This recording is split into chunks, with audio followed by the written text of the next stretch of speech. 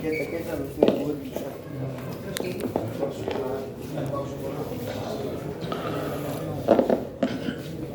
are standing right now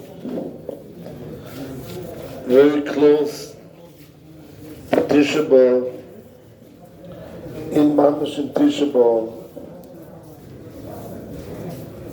You want to understand really the concept of Asar Malchus, how you look at it. You know, every trouble, every step that a person has, how he connects to himself, and really can grow from it. So Chazal metaken, the kinos, to say the kinos, it's something to be mo'er to live, to talk to yourself, at least to take the points, and to build yourself up.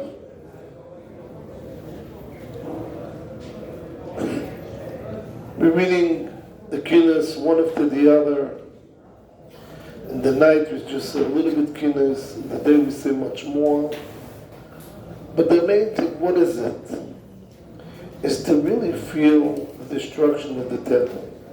A person to stop himself, whatever the day, what he does, and to really feel what's going on. The temple is destroyed, what does that affect me, and how high can really feel connected to that. The destruction has to be for yourself.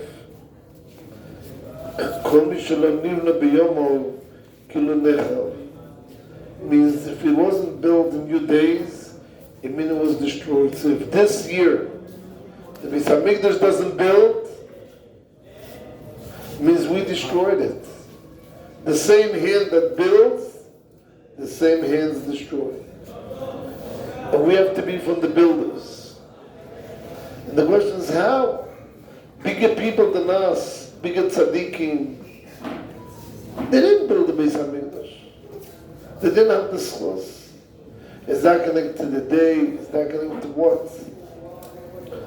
But really, it goes in the time, you know, everything, lakol zman voice, everything has a time, period.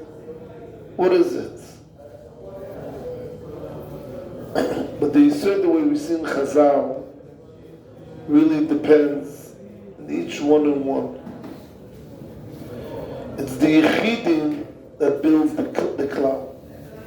When you yourself, you look at the cloud, so it's very hard, it's very difficult, and everybody's lost.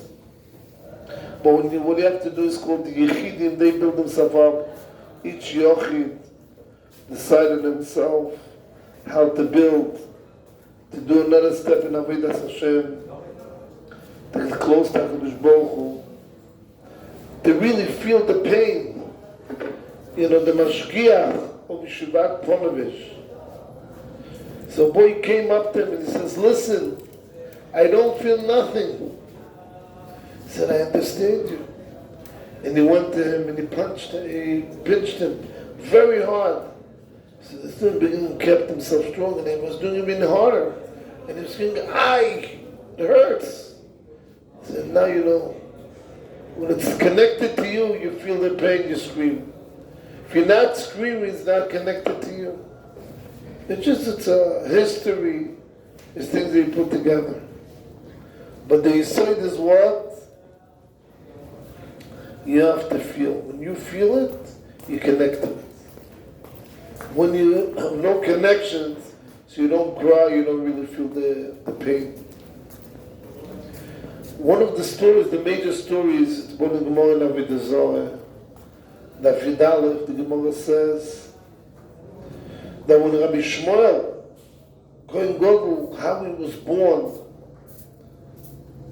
his parents, every child that was born, he died.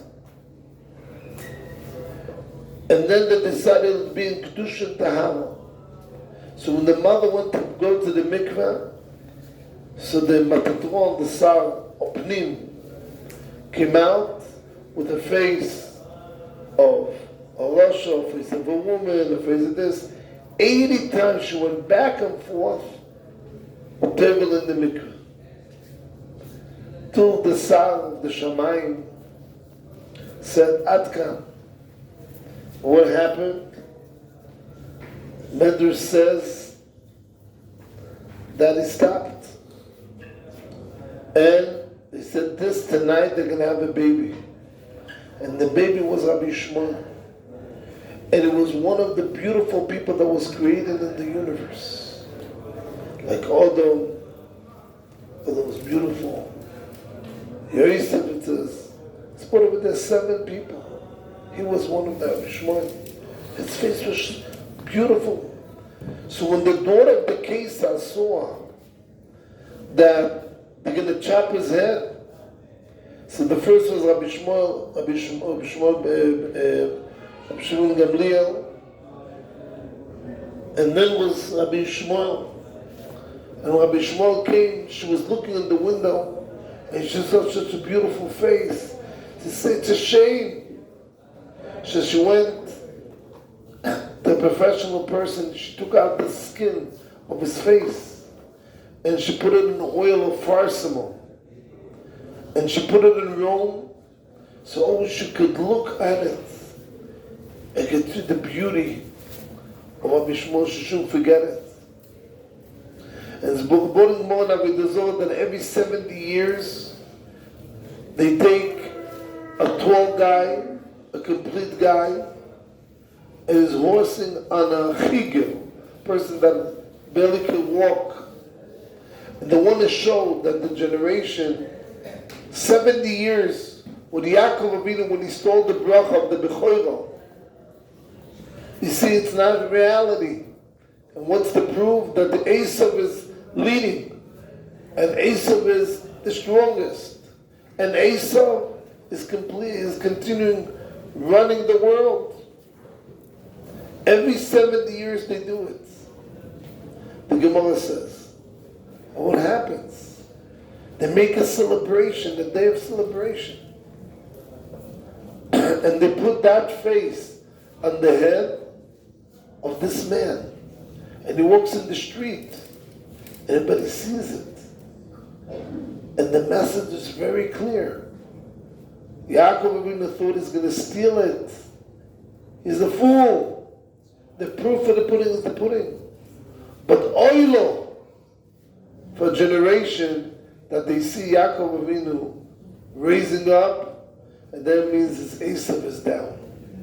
It's when this guy is up, we are down. And when we are down, he's up. It's one connected to the other. But anyhow, from that you see the importance of what? They're going to also understand that the strength of the Jewish people is what? Is by gathering together. The Gemara speaks about it. It's that face. It means they're looking to affect. They put in that shape. Why do they have to do all that? Because they have to feel physical. Physical. You see, here the physical Rabbi Shmuel that was so powerful, was going up to heaven.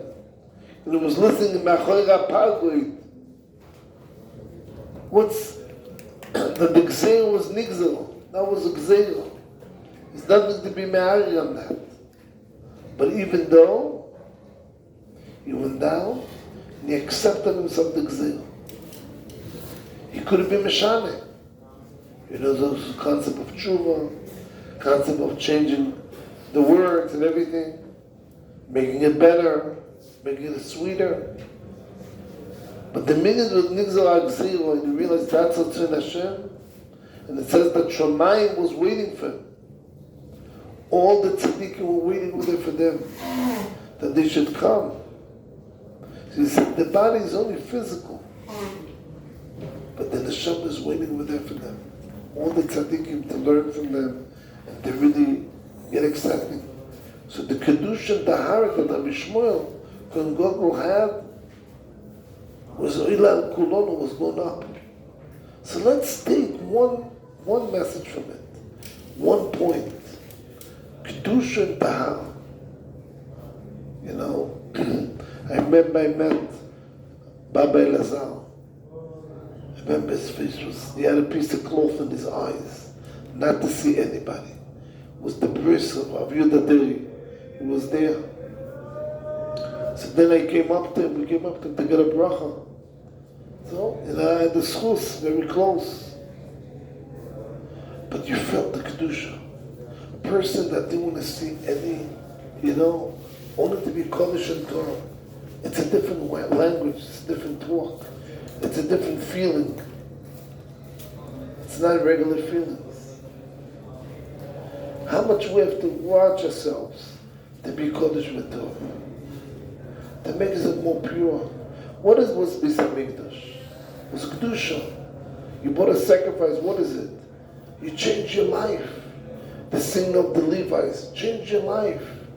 You became another person. What is not you became a person? I'm the same Avraham. What has changed?